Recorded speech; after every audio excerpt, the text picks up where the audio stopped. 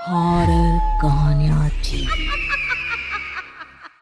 कंचन rudali part 1। माथे पर काले रंग की बिंदी लगाए, काले जोड़े में अपने पल्लू से अपने मुंह को धत्ती फुफकार कर कर रोती चीखती औरतें छाती पीट पीट कर अपना शोक व्यक्त करती एक लाश को घेरे रो रही थी। रो रे, छाती पीटो रे, ठकुराया तेरी बेटी गई है, रोना, कैसी माँ है रोती नहीं। ए ठाकुर साहब बोलो, कुछ तो बोलो था। अरे ऐसे बूथ बनकर रहेगी तो ये दर्द तुम्हारे सीने में ही रह जाएगा। रो रो कर इसे निकाल दे ठकुराइन।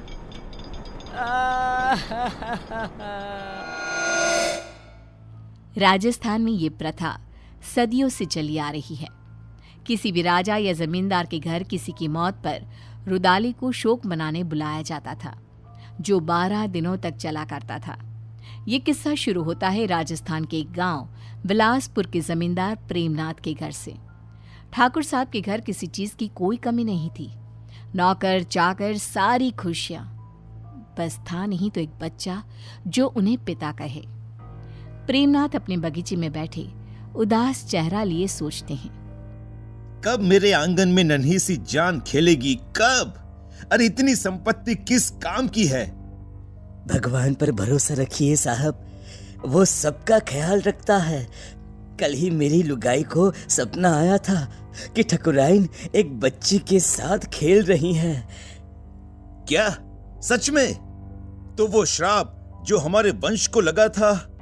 अरे अरे अरे, कितने समय बीत गए ठाकुर साहब, अब काहे का श्राप? कितने दिन ही छिपा करता है, हैं? अब तो आप खुशियां मनाइए। माली की बात सच निकली और ठकुराइन गर्भ से रही और 1 साल में ही उन्होंने एक नन्ही सी जान को जन्म दिया, जिसका नाम निशा रखा गया। निशा यानी अंधेरा, घोर अंधेरा।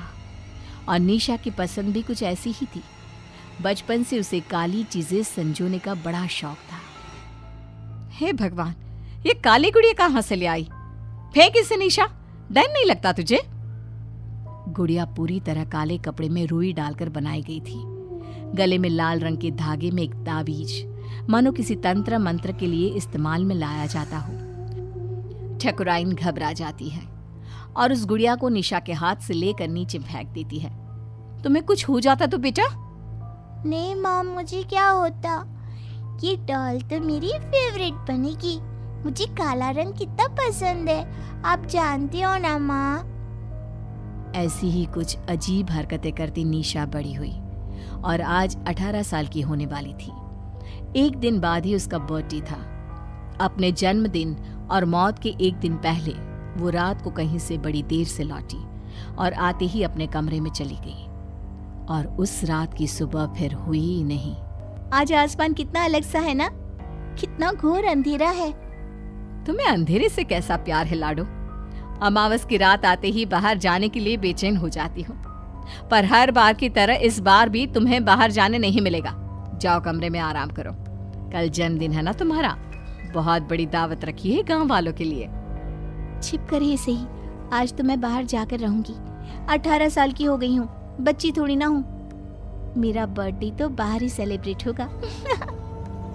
ठीक 12 बजे निशा छिपकर बाहर चली जाती है और सबके सोने के बाद वापस लौटकर सीधे अपने कमरे में जाकर लाश की तरह बिस्तर पर गिरती है और एक टक खिड़की के बाहर ही देखती रहती है, मानो कोई बाहर आसमान से उसे देख रहा हो। रात के 3 बजे। ओ अंकल, जल्दी चलो ना। निशा के आगे लाइन में लगा हुआ आदमी अपने हाथ को शरीर से अलग कर निशा के हाथ में देता हुआ कहता है, अरे परेशान कर दिया है, अब आगे वाला बढ़ता नहीं तो कैसे बढ़ूं मैं? इस हाथ से उसे नीचे जलते आग में धक्का दे दो। ये सब क्या है?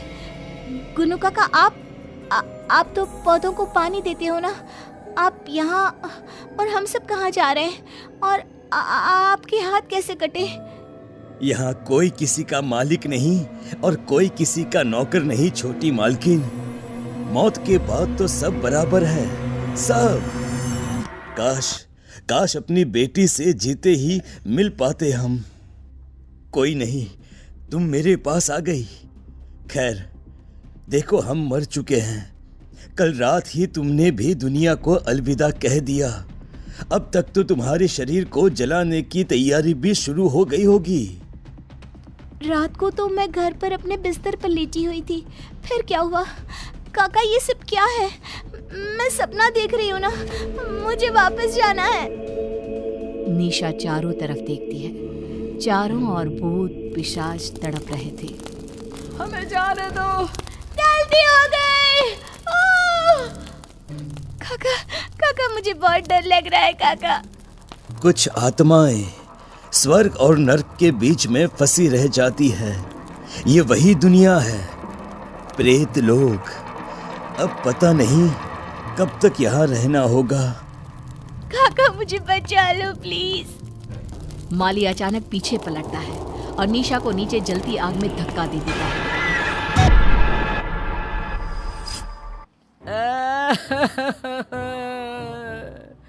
अरे लाश के अंगूठे में धागा तो बांधो। सबके इंतजार में तुम लोगों ने शाम कर दी। अरे अब रात को लाश को जलाया भी नहीं जाता। पास बैठी एक औरत निशा की लाश के पास जाती है और अंगूठे में धागा बांधने के लिए एक रेशम का धागा तोड़ती ही है कि लाश हवा में उड़ जाती है। सभी लोग इधर उधर भागने लगते हैं। चारों तरफ अफरा तफरी मच जाती है। ऐसा तो तभी होता है जब लोग से कोई आत्मा वापस आ जाती है। छोटी मालकिन के साथ कोई साया था। इसका शरीर जला दो वरना यह सबको खा जाएगी। न जाने क्या लेकर लौटी है। कंचन रुदाली निशा की लाश को पकड़कर उसके सीने में एक पत्थर रखकर उसके कान में कुछ बोलती है। क्रियाकर्म की कोई रस्म किए बिना ही सभी निशा की लाश को जला देते हैं।